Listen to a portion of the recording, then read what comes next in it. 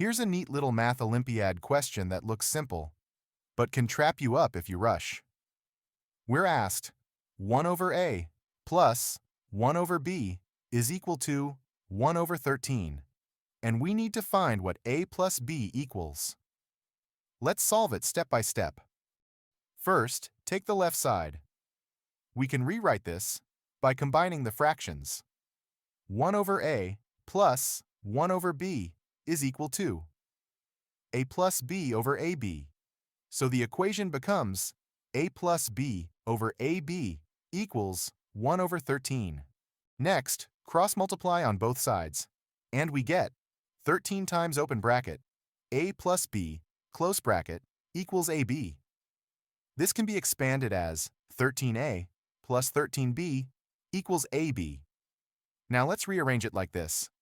ab minus 13a minus 13b equals 0. Here's the Olympiad trick. We add 169 to both sides. Why 169? Because that's 13 squared, and it helps us complete the factorization neatly. So now the expression becomes ab minus 13a minus 13b plus 169 equals 169. And look what happens. The left-hand side factors beautifully, so we can rewrite it as open bracket a minus 13, close bracket, times open bracket b minus 13, close bracket, equals 169. So the product on the left side equals 169. That means the possible integer pairs are 1 times 169, 13 times 13, or their negatives. But for Olympiad-style problems, we usually want a neat, smaller value for a plus b. Let's check them one by one.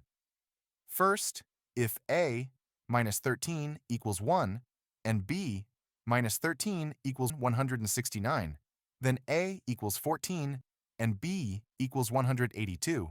So, a plus b equals 196. Too big. Next, if a minus 13 equals 169 and b minus 13 equals 1.